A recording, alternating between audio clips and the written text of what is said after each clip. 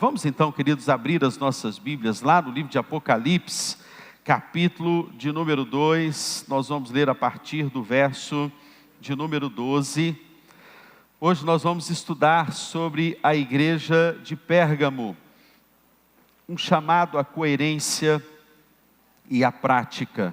Preciosa palavra do Senhor aos nossos corações, eu leio na NVI, está sendo projetado aí também para nós. Ao anjo da igreja em Pérgamo, escreva: estas são as palavras daquele que tem a espada afiada de 2 gumes. Eu sei onde você vive, onde está o trono de Satanás. Contudo, você permanece fiel ao nome e não renunciou à sua fé em mim. Nem mesmo quando Antipas, minha fiel testemunha, foi morto nessa cidade, onde Satanás habita. No entanto, eu tenho contra você algumas coisas. Você tem aí pessoas que se apegam aos ensinos de Balaão, que ensinou Balaque a armar ciladas contra os israelitas, induzindo-os a comer alimentos sacrificados a ídolos e a praticar imoralidade sexual. De igual modo, você tem também os que se apegam aos ensinos dos nicolaítas. Portanto, arrependa-se. Senão, eu virei em breve até você e lutarei contra eles com a espada da minha boca. Aquele que tem ouvidos, ouça o que o Espírito diz às igrejas. Ao vencedor darei do maná escondido. Também lhe darei uma pedra branca com o novo nome nela escrito, conhecido apenas por aquele que o recebe. Amém, queridos? Até aí temos lido a preciosa, maravilhosa e grandiosa palavra do nosso Deus. Nós sabemos, queridos, que tanto no primeiro século, para quem esta carta foi destinada, a igreja de Pérgamo, como também nos nossos dias, a igreja, ela enfrenta um tempo difícil. Por quê? Porque muitos são os apelos, os convites, os atrativos que podem levar a vida de um cristão a se esfriar, a viver as chamadas incoerências, a denominada inconstância, uma espiritualidade fria, rasa, superficial, que pode se estabelecer em apenas uma teoria. E o convite do Senhor, quando Ele escreveu a esta igreja, a igreja de Pérgamo, é o convite para ir da coerência, da teoria, para uma vida prática.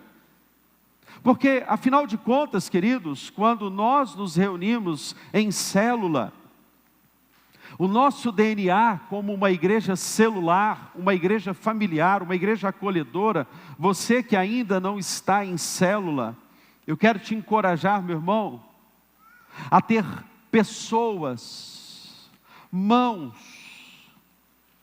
pessoas com suas mãos, seus pés, seus lábios, seus ouvidos, que irão ouvir você, e que nós temos visto isso na nossa experiência de caminhada de fé. Nós temos sido instrumentos valiosos dentro de uma célula para curar a sua vida, para edificar a sua vida, para transformar a sua vida.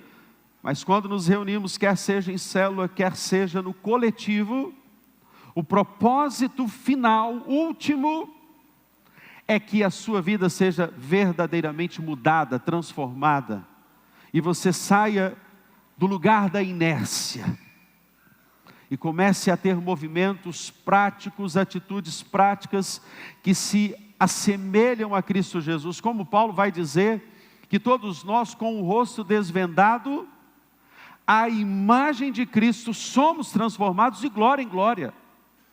Eu e você, a cada dia, no parâmetro, no padrão que é Jesus, somos transformados de glória em glória. E Deus tem esse chamado para a igreja agora de Pérgamo. Uma igreja, queridos, que o Senhor, como todas as igrejas, vai tecer aqui alguns elogios. Só que tem uma adversativa, tem um porém, tem um mas, um todavia. É como se Deus estivesse com as suas lentes hoje olhando para a sua vida, falando assim: eu acho que você é muito legal, você é muito bonzinho, você é tranquilo em algumas áreas, você tem muitas qualidades, mas você também tem umas áreas que eu quero trabalhar. Sinta hoje o oleiro, pegando a sua vida, essa massa que somos nós, o pó que somos nós, o barro que somos nós, e Ele retirando os excessos, Ele limpando a minha vida, limpando a sua vida, para que sejamos um vaso, um depositário, que recebemos o tesouro maior que é Jesus. Como Paulo vai dizer, temos esse tesouro em vasos de barro, para que a excelência da glória seja de Deus. E Ele lapidando você, moldando você, raspando, limpando os excessos, com a água cristalina vindo, limpando, de forma transparente, tornando a sua vida limpa, para que você seja poderosamente usado para Ele e por Ele. Então creia, meu amado, que Pérgamo se identifica muito conosco, comigo, com você, porque temos qualidades, mas temos áreas que precisam ser trabalhadas.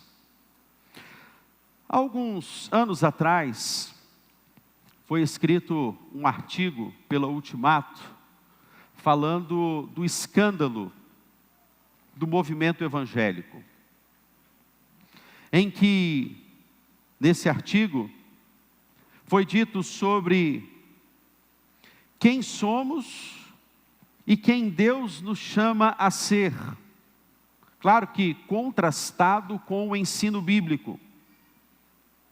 E nesse estudo, apontava uma pesquisa feita pelo tão renomado George Barna, que fez uma pesquisa em 2001 e descobriu algumas coisas. Dentre os temas evangélico e divórcio, entre evangélico e dinheiro, evangélico e sexo, descobriu-se que 33% dos evangélicos divorciaram. Paralelamente, 39% dos casamentos de não cristãos também acabaram em divórcio.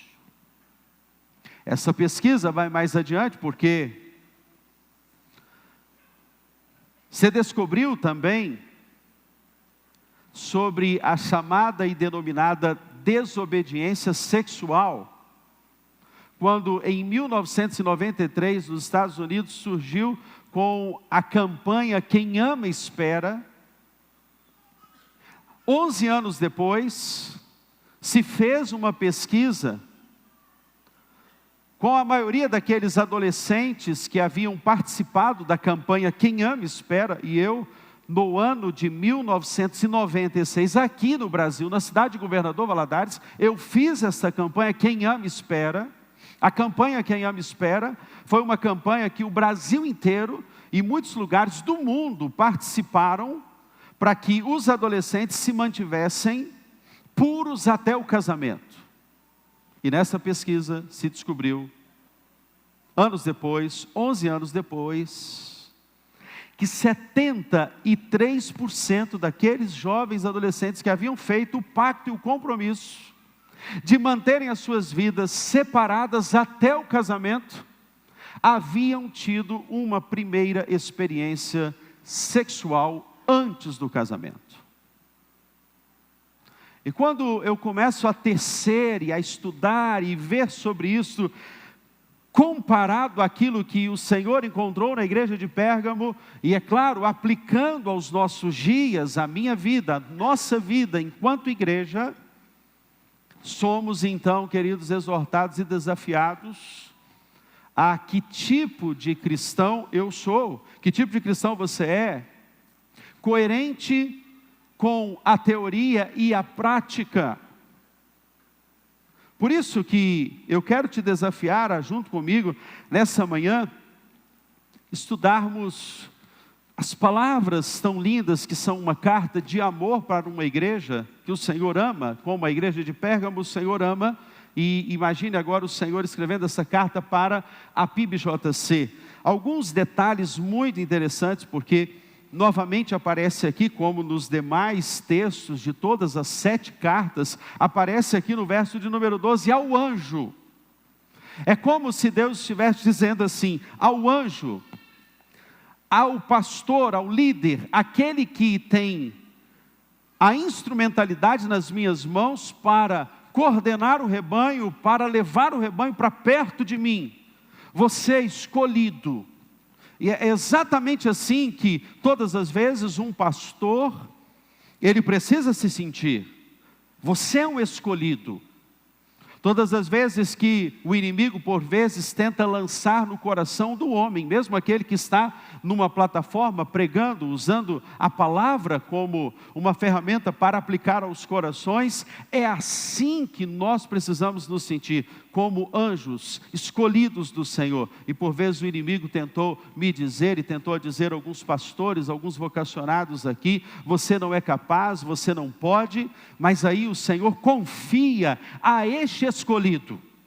Você ao anjo, o texto nos diz, ao anjo da igreja em Pérgamo escreva. É através da sua vida que você vai passar uma mensagem, vai levar a igreja a entender os meus princípios. Estas coisas, diz o verso 12, diz aquele que tem a espada afiada de 2 gumes. Há alguns dias atrás nós estudamos sobre a igreja de Esmirna, e também aparece a expressão a espada de 2 gumes. É como a ideia daquela espada que lança diante das suas guerras exteriores, aquilo que é a espada, a palavra de Deus afiada, e aquilo que são as guerras interiores. Por isso, todas as vezes que você ler Hebreus 4:12, a palavra de Deus é viva, é eficaz, é mais cortante do que qualquer espada de 2 gumes, e penetra até o ponto de dividir a alma e o espírito, juntas e medulas. É capaz de discernir os propósitos e pensamentos do coração do homem. É Deus te dizendo assim, tome parte dessa espada que vence as guerras exteriores e as guerras interiores. Das duas, sempre as guerras interiores são as piores, não é?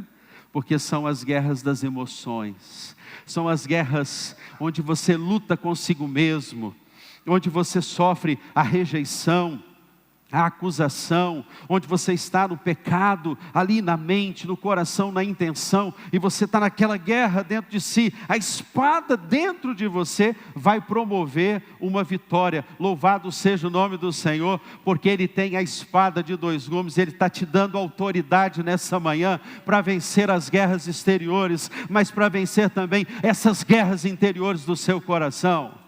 Deus está te dizendo nessa manhã, assim como eu escrevi ao anjo, eu estou escrevendo a você também, minha noiva, minha igreja. Você é escolhida, minha noiva do Senhor Jesus.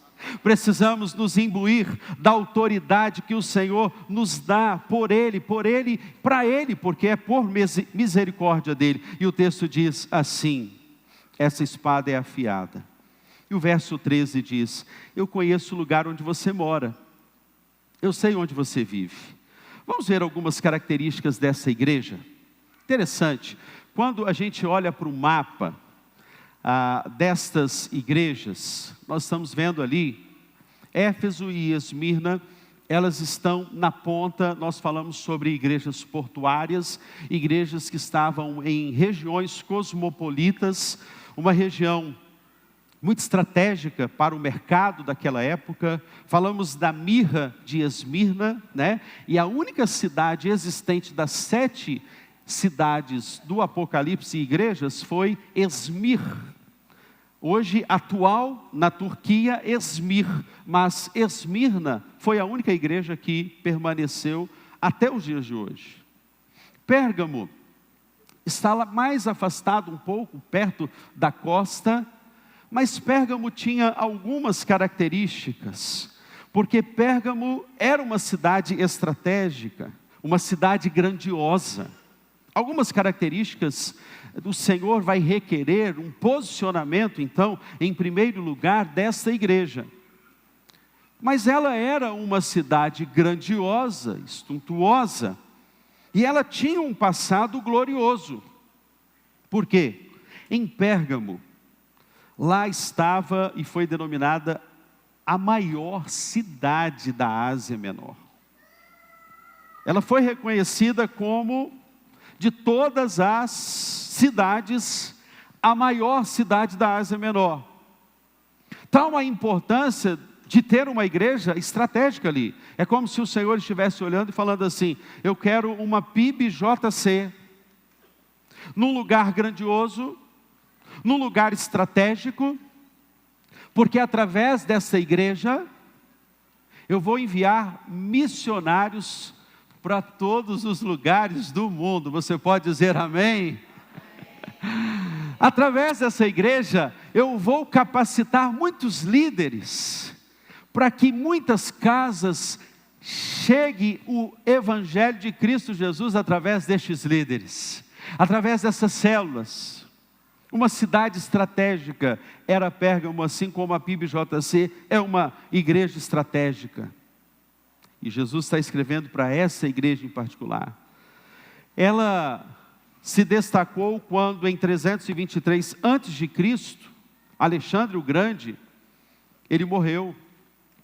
Então essa cidade começou a ter uma notoriedade, porque ela foi a capital da Ásia durante 400 anos.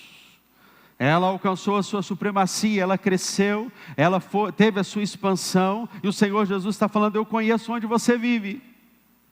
Eu sei que o contexto em que você se encontra é desafiador. Viver numa cidade como Pérgamo, onde lá havia uma adoração ao imperador, onde estava o panteão.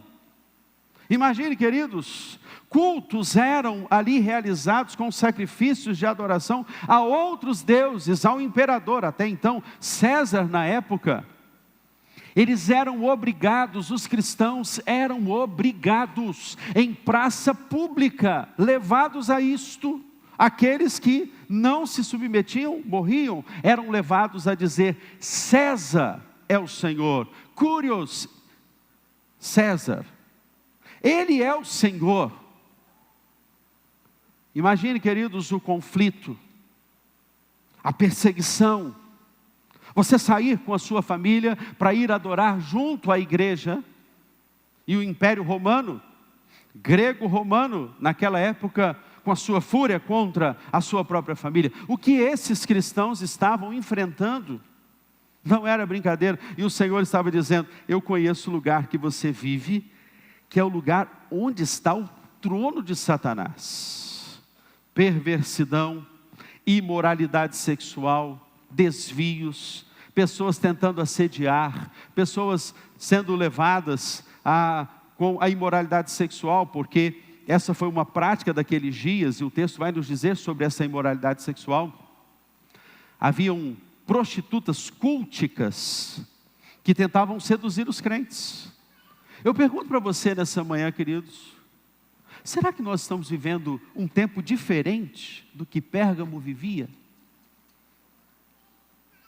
A sedução, a exposição, a facilidade dos acessos, a internet que chega velozmente aos acessos das crianças, dos adolescentes, o conhecimento que chega rápido. Estamos vivendo dias que o Senhor está olhando para nós e dizendo assim: eu conheço onde vocês vivem. Eu sei que é como se fosse um trono de Satanás, um lugar onde o trono de Satanás está ali erguido. Pérgamo, então, se torna um importante centro cultural. E sabe por que se torna um centro cultural muito importante? Porque lá havia uma biblioteca com 200.000 pergaminhos. Interessante que quando Eumenes, que era naquela época ali o líder daquela cidade, ele tem a ideia de tornar a biblioteca de Pérgamo a maior biblioteca, não sobrepondo a de Alexandria. E os papiros naquela época vinham todos do Egito, e dali os manuscritos do Antigo Testamento, os manuscritos dos livros eram feitos em papiros e vinham do Egito. Então, quando se soube, o rei do Egito soube que Pérgamo queria tornar a maior biblioteca da época, ele então disse: eu não vou mais fornecer papiros para as cidades de Pérgamo, para a cidade de Pérgamo. E os pergaminhos surgem justamente de Pérgamo, daí a palavra Pérgamo, pergaminho, da onde se começou a escrever livros e repetir os textos da palavra de Deus. Há alguns anos atrás houve uma revolução na teologia, justamente porque os pergaminhos do Mar Morto foram achados, e foi uma revolução daquilo que era a repetição da própria palavra de Deus. A ciência, meus amados irmãos, está comprovando que a palavra de Deus é viva e eficaz. As rodas dos cavaleiros, dos carros de Faraó foram achadas debaixo do Mar Vermelho, para comprovar que a fé que você nutre no seu coração, o Deus que você adora, ela é uma fé viva. O seu Deus é o Deus da verdade. Louvado seja o nome do Senhor. Porque nós podemos olhar para a comprovação daquilo que a ciência tenta ir na contramão do sistema. Então aquele rei lá do Egito, Ptolomeu, ele vai dizer: eu não quero que os papiros cheguem lá, porque a ideia é que se torne a maior biblioteca de todo o mundo. Mas é interessante que o verso 13 diz: onde está o trono de Satanás? Você pode imaginar isso? A igreja vivendo aquele contexto, trono de Satanás. Onde está o trono de Satanás? Se predomina o quê? A cegueira espiritual. Cegueira. Satanás, ele, o Deus deste século, cegou o entendimento de muitos, para que não vejam a glória de Deus. É um fato, é uma verdade, queridos, que existem pessoas que veem, mas não enxergam, que estão brincando de ser crente dentro das suas próprias casas. Essa é uma verdade.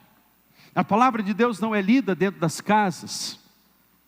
Quando você, pai, quando você, mãe, deixa de ler a palavra dentro da sua casa, quando você deixa de abrir a palavra de Deus dentro da sua casa, a cegueira está entrando. Dois corpos não podem habitar o mesmo ambiente. A voz de um pai, a voz de uma mãe, não tem o poder que a palavra de Deus tem. Concorda comigo nessa manhã? A palavra de Deus é a única que não volta vazia.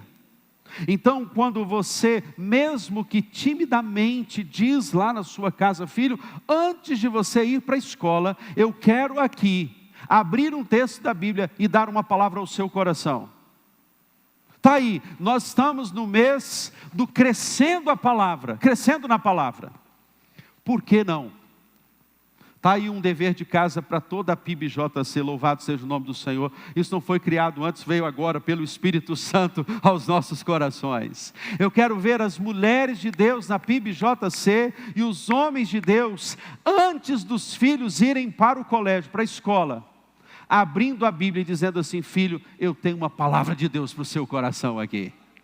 E quando esse filho recebe aquela palavra, essa palavra é como essa espada de dois gumes que penetra até o ponto de dividir a alma e o espírito. Tudo que o professor falava na escola de relativismo, sobre ciência, sobre o filhinho, o menino, o adolescente, ele pode escolher o sexo que ele quer ter, se ele nasceu num corpinho de menino, mas se ele quiser ser uma menina, a palavra de Deus vai ter poder na vida dele, e ele não vai se desviar para qualquer caminho, porque é a palavra de Deus no seu coração. Não deixe que a cegueira espiritual tome os seus dias e a sua casa, meu irmão. Não deixe, não permita. O objetivo de Satanás é nos distrair. Nós precisamos ser uma igreja a cada dia, uma célula. Precisamos ser líderes, pais, sacerdotes, mães, que não temos vergonha da palavra de Deus, que andamos com a palavra de Deus, que publicamos a palavra de Deus, que anunciamos a palavra de Deus, que declaramos a palavra de Deus, que anunciamos, que vivemos. Os nossos apetites, os nossos desejos, se deixarmos, queridos, nós vamos ser famintos por coisas da terra. Nós vamos querer o almoço pronto na hora, mas não vamos querer a palavra fresca. Todos os dias Deus tem uma palavra fresca para a sua família. Abra a palavra de Deus e Deus vai falar ao coração da sua família. Deixe a palavra de Deus falar. Floresce o misticismo. Eu entendo que você não é aquele que acredita, pelo amor de Deus, né, meu irmão? Você não é aquele que acredita que se passar debaixo de uma escada vai dar azar na sua vida. Você não é esse, né? Amém? Glórias ao nome do Senhor. Você não é aquele que, quando vai levantar, coloca o pezinho esquerdo e fala: opa, deixa eu voltar aqui porque eu amanheci com o pé esquerdo. Você não é esse, né? Coelho atrás da porta.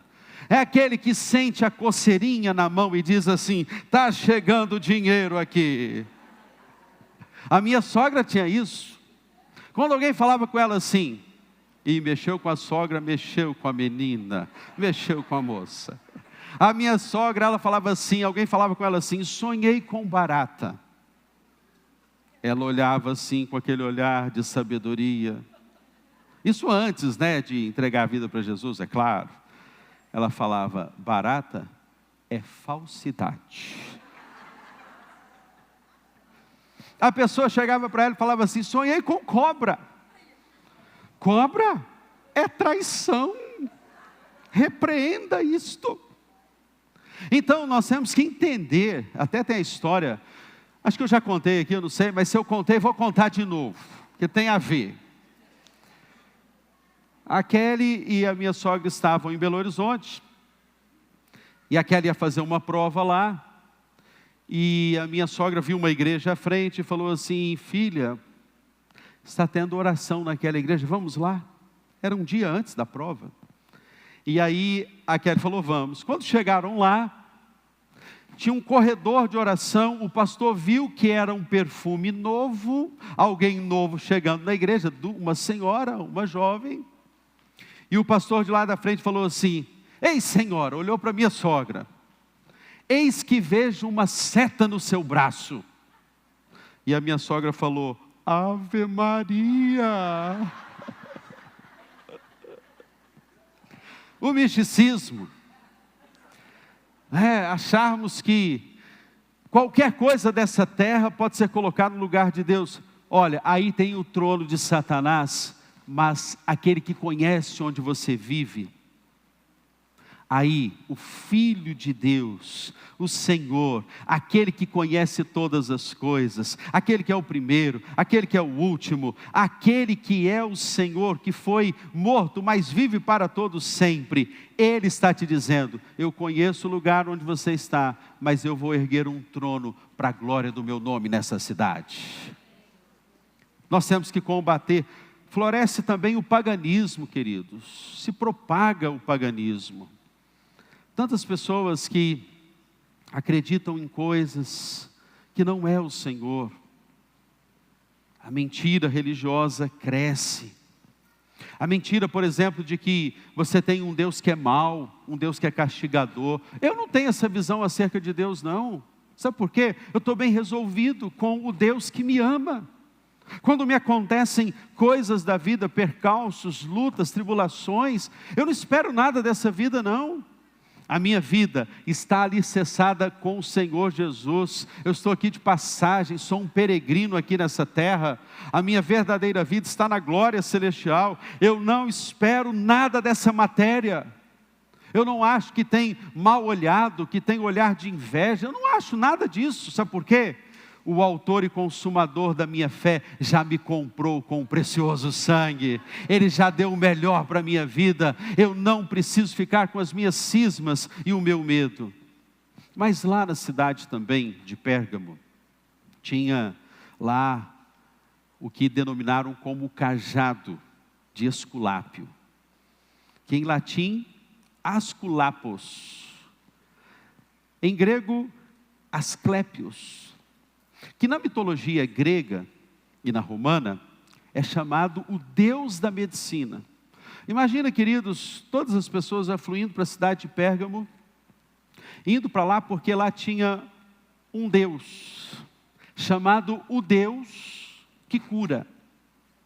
Dali, daquela cidade, evocaram-se muitos templos espalhados ao redor da Ásia, por causa de Pérgamo, com cerca de 200 santuários espalhados até no mundo inteiro, mas a sede ficava ali em Pérgamo.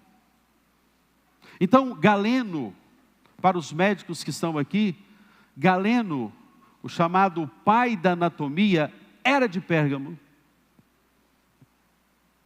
E dali, aquela estátua, claro que Hipócrates, que é o pai da medicina, mas Galeno surge ali naquela cidade, um cajado com uma serpente foi erguido, daí a medicina tem o símbolo de uma serpente, e as pessoas veneravam, adoravam aquele Deus. Você pode imaginar isso na mentalidade dos cristãos que estavam ali crendo, Deus é o único Senhor. E ali, a perseguição vindo, por que não? Vocês têm que adorar a serpente, porque através dela você pode curar. Se colocavam e submetiam até os próprios enfermos numa sala com muitas serpentes. Se a serpente não picasse, aquela pessoa, ela estava curada.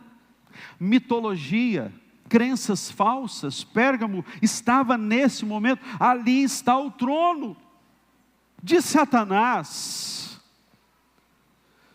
Mas ali também estava um culto denominado culto ao imperador Augusto, que neste tempo alcançou supremacia, pegando neste primeiro século, ali como César, adorado em Roma, eram adorados. Agora, veja comigo, qual foi a postura dos cristãos, e aí eu caminho para o final da minha palavra nessa manhã com você.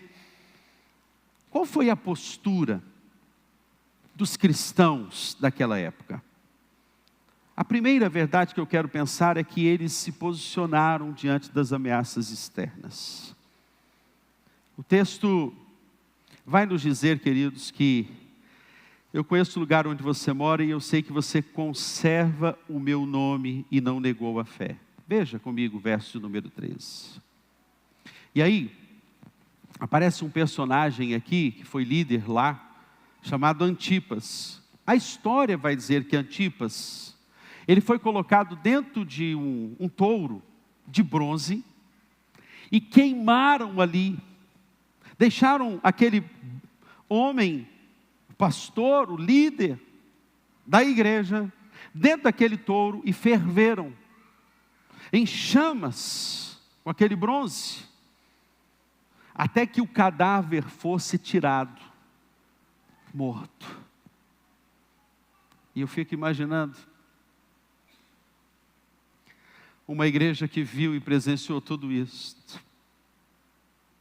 perseguida, passou por tribulações, mas se mantiveram fiéis ao nome do Senhor. Deus está dando uma mensagem a cada um de nós. A despeito do fato de vermos tantas inconstâncias, tantos escândalos na fé, Deus chama cada um de nós para olharmos para dentro de nós sempre. Ele vai dizer exatamente isso. Se você quer um avivamento dentro da sua casa, dentro da sua vida, faça um círculo em torno de si mesmo, veja o que está errado. Então o avivamento descerá sobre a sua vida. É um olhar para dentro de nós. Será que eu tenho tido a mesma postura de enaltecer o nome e me posicionar diante das ameaças externas? Uma outra verdade, queridos, eles enalteceram esse nome que é o nome de Cristo Jesus. Não abriram mão do nome de Cristo. Nós somos uma igreja que temos, pela misericórdia e a graça do Senhor Jesus, experimentado o nome que é sobre todo nome, que é o nome de Jesus. Eu me lembro que no mês de fevereiro, nós subimos um monte com os homens e levamos as mulheres também ali. E tudo que fazemos em o nome do Senhor Jesus, tudo que fazemos submetidos ao nome do Senhor, Deus manifesta a sua graça. E no pé daquela montanha, quando estávamos descendo, com tantas experiências de oração pela cidade, pelos ministérios, Ministério de Família, Ministério de Crianças, Escola Primeiro Reino, células, novos líderes, a evangelização da cidade de Vitória, Jardim Camburi para Jesus, declarando, orando, pedindo isso ao Senhor, cantando, orando, muitos testemunhos de cura, de milagres. No pé da montanha estava o nosso irmão Itamar. E o Itamar vira para mim e fala: pastor, eu queria ter falado com o senhor, mas agora eu encontrei um momento aqui para te falar. O médico hoje me diagnosticou com câncer. E disse que o que acontece comigo é muito grave. Eu vou fazer uma bateria de exames. Eu lembro que eu estava ali, eu juntamente com o irmão Wallace, estávamos ali. E naquele momento eu coloquei a mão sobre a cabeça do irmão Itamar e disse assim: Senhor, eu sei que o Senhor tem poder para curar em teu nome. Com muito temor, porque quando você vai falar algo, você precisa falar com temor e tremor. Naquele momento, enquanto eu orava, conectado ao Espírito, eu vi como se fosse a face do médico rindo e dizendo: o que aconteceu com você foi um milagre. E eu disse para ele: Deus, Ele tem poder para te curar. E eu creio que esse médico vai ficar surpreso com o que Deus vai fazer com você. Dias se passaram. Na segunda-feira retrasada, eu estava dentro de um metrô, ele tentando ligar, e o telefone caía, a ligação. Quando eu saí do metrô, eu ligo para ele, e ele fala: pastor, você se lembra daquela palavra que o Senhor me deu lá naquele monte? O médico disse, surpreendentemente, ele não crê, ele não acredita, mas ele sabe que o que aconteceu comigo foi um grande milagre. Louvado e engrandecido seja o nome que é sobre todo o nome. E nós chorávamos muito, muito, muito, e eu chorava muito com ele. E disse: isso é por causa do nome. É o nome. É o nome de Jesus que tem poder para levantar os mortos, curar os relacionamentos, curar a família, curar a sua vida, curar a sua mente, te livrar desse universo que te leva a ser incrédulo.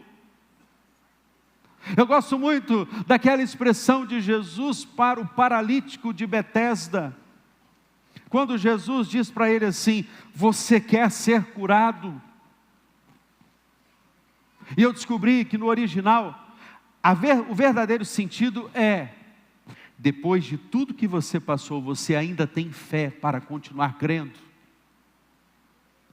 Satanás, com seu trono naquele lugar, poderia até levar os crentes a duvidarem do poder de Jesus. Mas quando Deus levanta uma célula que ora, Deus levanta homens que oram. Deus levanta uma igreja que passa 24 horas de sexta para sábado orando. Quando Deus levanta homens posicionados no seu reino, sabe o que vai acontecer? O que vai acontecer? Ontem, eu estava falando para os pastores do interior do Espírito Santo, lá na sede, na mentoria pastoral. Fui convidado para cuidar de alguns pastores. E quando se fala de pastores do interior de um estado, o meu coração queima. Sabe por quê? Eles não têm os recursos que temos. Eles estão lá quebrando pedra. Isso queima o meu coração. Então nós passamos a manhã e parte da tarde. Eu, pastor Caian, pastor Rodrigo. E eles vieram. Eu tive o privilégio da fala na parte da manhã. E eu citei o nome de um pastor no norte de Minas, que estava com depressão, igreja, o povo não ia para a igreja muito carente, muitas situações difíceis. Nós começamos a mentorear, cuidar, usar das ferramentas da psicologia também para cuidar daquela vida, mentorear, levá-lo, elevá-lo a uma vida devocional poderosa de oração com o Senhor. E surpreendentemente parece que aquele pastor estava conectado conosco na reunião. Eu citei sobre o nome dele, sobre a igreja dele, que de 80 membros, 30 frequentavam. Ela está chegando a 300 membros. O pastor me manda um áudio naquela manhã. Olha que conexão maluca do Espírito Santo. Só o Espírito Santo para fazer uma coisa dessa. E depois à tarde eu chego em casa, para depois voltar para o relógio de oração, e eu vou ouvir o áudio daquele pastor que eu tanto amo e cuido dele. Ele me diz assim: Marcos, nós estamos fazendo uma caravana aqui, e nós vamos nos organizar para sairmos daqui de Januária, norte de Minas, porque a gente quer passar uns dias com vocês aí da PIBJC, ouvindo os ministérios, participando das células, ouvindo os pastores, ouvindo os líderes.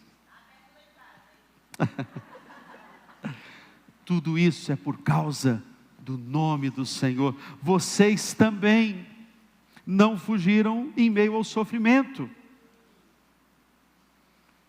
Ah, que coisa extraordinária o texto nos diz. O texto diz sobre Antipas: vocês também não fugiram ao sofrimento.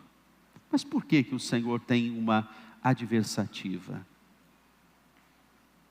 Tertuliano, um dos pais da igreja, vai falar sobre Antipas e falar desse episódio que o pastor Antipas sofre. Mas Deus tem aqui uma prática reprovada. Veja o verso de número 14. Tenho, porém, contra você algumas coisas. Estão aí no meio de vocês os que sustentam a doutrina de Balaão.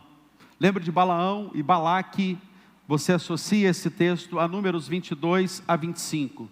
Todas as vezes que você ler neste texto de Pérgamo sobre Balaão e Balaque, associa na sua mente Números 22 a 25, porque o próprio Balaque, rei, incitou Balaão para que ele, com prostitutas, mulheres, seduzissem os homens de Israel. Então, o próprio Jesus, eu disse que 70% do Apocalipse está no Antigo Testamento. Então você está aqui lendo justamente Números 22 a 25, do que Balaão fez. Porque Balaão teve uma atitude, irmãos, ele é citado aqui. Qual foi a atitude dele? Balaque dizia para Balaão amaldiçoar o povo de Israel, só que Balaão, quando ele ia amaldiçoar o povo de Israel, ele não conseguia. Sabe o que isso significa para você, querido? nenhuma maldição vem por aquele que foi lavado pelo sangue do Cordeiro. Toda maldição já foi quebrada contra a sua vida. E creia, meu amado, maldito é aquele que é pendurado no madeiro. Mas 1 João capítulo 5, verso 18, a Bíblia diz que todos nós que ouvimos, que provamos de Jesus, o diabo não nos toca. Louvado seja o nome do Senhor. O diabo não tem poder de tocar você. E Balaão tentava, mas não conseguia. O que ele conseguiu foi então insultar, levar crianças, mulheres, pessoas a serem seduzidas pela impureza sexual. E Deus viu isto. E não só isso, mas o verso 14 cita aqui sobre nicolaítas. Vamos entender os de Balaão como os líderes. Os nicolaítas, aqueles que dizem assim, pode praticar o pecado não tem nada a ver não, você pode permitir que o filho, ele tenha relacionamento sexual antes do casamento, o importante é estar aqui, protegido. Você pode liberar o seu filho para ir na festa, libera o seu filho para ir na balada, não tem nada a ver, você já enraizou o evangelho, ele nunca vai se perder.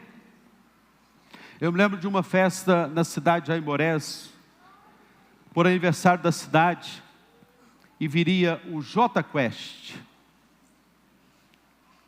E eu reuni a minha juventude, reuni os meus adolescentes, reuni os meus líderes e disse, olha, não permitam. Aquilo é festa do mundo, irmãos. Que proveito vai ter? Claro, eu estou dando a minha palavra, a escolha é sua. A escolha é sua. Mas eu como pastor, eu não posso me furtar do fato de exercer o meu papel de cuidar desse rebanho. E eu me lembro que tristemente alguns jovens foram para aquele lugar. Infelizmente algumas notícias eu ouvi de que alguns adolescentes não querem mais ir à igreja, não querem mais ter comunhão com a noiva, não querem mais estar na igreja, porque as chamadas concessões vão sendo feitas. E os nicolaítas tinham essa prática, pode liberar. O quê? Ter relacionamento antes do casamento? Não tem nada a ver. Você olhar algumas coisas na internet? Não tem nada a ver. Você tomar umazinha aqui? Não tem nada a ver. É você e você. Infiltrando sensualidade no meio da igreja. Por isso que Romanos 6 tem uma palavra para cada um de nós. Não usemos da graça para que ela seja mais abundante. Vocês que morreram com Cristo na morte pelo batismo, creio que com Ele ressuscitarão. Se coloque de pé, nós vamos orar o nosso Deus. O último tópico, coerência de fé e prática, com 3 grandes promessas. Primeira, deixe que a palavra restaure você. Quando você ouvir qualquer palavra do homem, pergunte, isso está na palavra de Deus?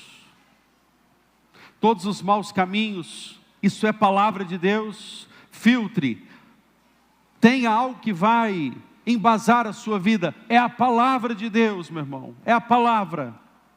Escondi a tua palavra no meu coração para eu não pecar contra ti. Uma segunda promessa e um segundo desafio para cada um de nós: ande na satisfação e não pela falta. O texto diz, arrependa-se, verso 16. Olha que coisa extraordinária. Eu lutarei contra eles com a espada da minha boca. Quem tem ouvidos, ouça o que o Espírito diz. É palavra de Deus. E aí há uma promessa ao vencedor: eu darei do maná escondido. Sabe que Deus tem um maná escondido, precioso, separado para você. Quando falo escondido aqui, o sentido é separado, guardado para você.